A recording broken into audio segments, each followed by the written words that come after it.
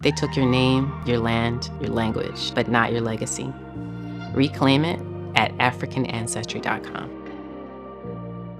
Why is it important for parents to understand the neuroplasticity of the brain during puberty?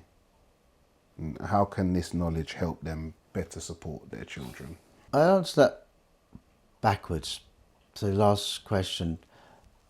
I think parents need to attend parental workshops or read books. I think on YouTube there's great videos that describe what's happening to young people when their hormonal change at puberty. And so when you look at the sort of neuroplasticity, which we find now, obviously it extends. What happens is when we look at the 0 to 7 I mentioned earlier on, so you're looking at suppressed and repressed feelings. So what happens at that stage, all those feelings and emotions, we can talk about intergenerational stuff as well, begins to merge. Now in old spiritual traditions or in the churches, we look at 12, 13 rites of passage. Yeah, whatever tradition it is. So in the old days they would go away and work through whatever they're going through in order to declare, to set them a new, giving them a clean slate moving forward. We don't have that so much in this society, unless you're fortunate. Okay? So what happens within that brain part of puberty, the plasticity, what happens is there's a pruning stage that begins to happen. So all the memories that maybe that are not used, you can say sort of fall back. And sometimes a child that's really good at something loses what they have, normally year 7, year 8, and it becomes negative and they turn it on themselves. But they will get it back. It's good. The brain's going through a stage, transitional process. But also what comes in is all the unprocessed anger feelings that the child carried from the womb. It's coming out as a confusion. Now at this stage we look at attachment, because the body's changing, the feelings, the thoughts, I'm different. Now in one of William Shakespeare's sonnet, he talks about these young, wily, God forbidding children who are drunk, acting out. But it's just normal. It's a normal process. But there's not enough education to help them with that. And so with the children, especially at these times, they mention things to do with the past. And as parents, we tend to forget it.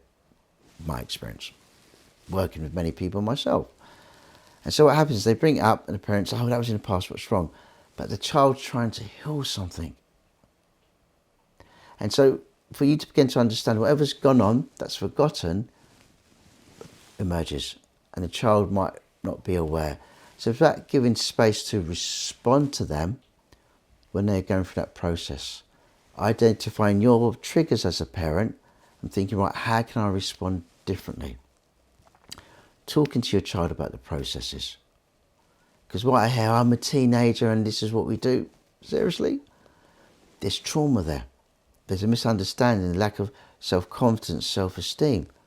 So again, when we go back to resilient factors, resilience, it's making sure your child's active, making sure you listen to them, making sure they eat well, and just really being there for them in that process. That's the simplest way of putting it down. But a lot of parents take, and sometimes we all do, get triggered and the anger comes out. But this is a stage where actually how you respond to your child to release past traumas is the way that's going to set them further on. So earlier on I said 0 to 7. Yeah?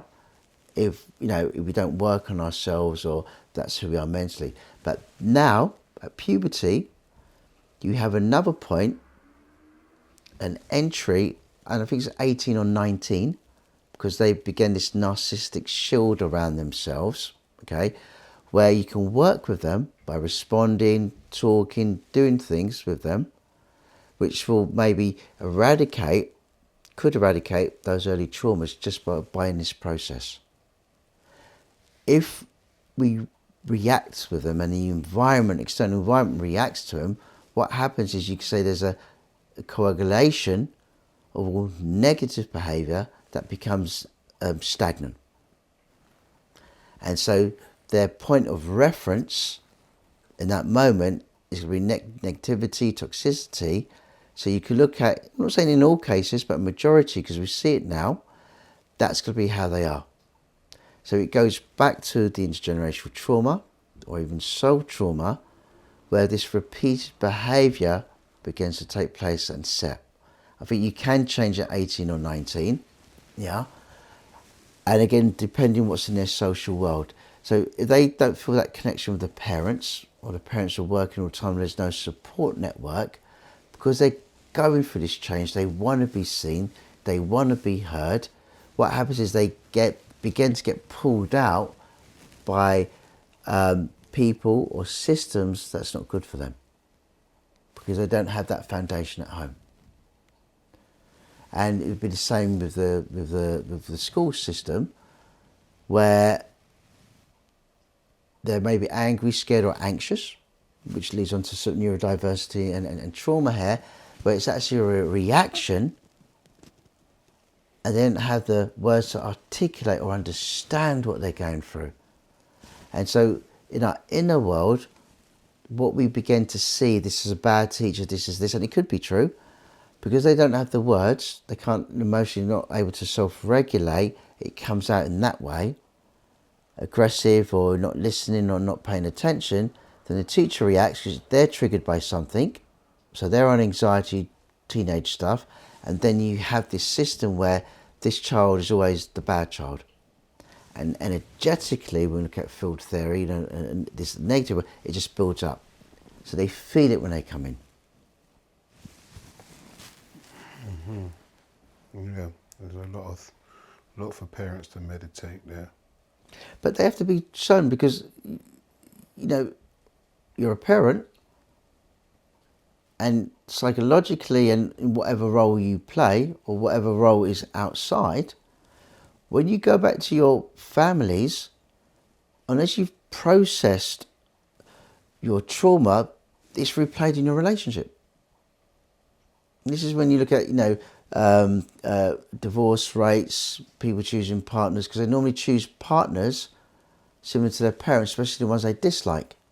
So unconsciously that's being played out. Mm-hmm. So again, they have to do the work themselves to look at that and do things differently.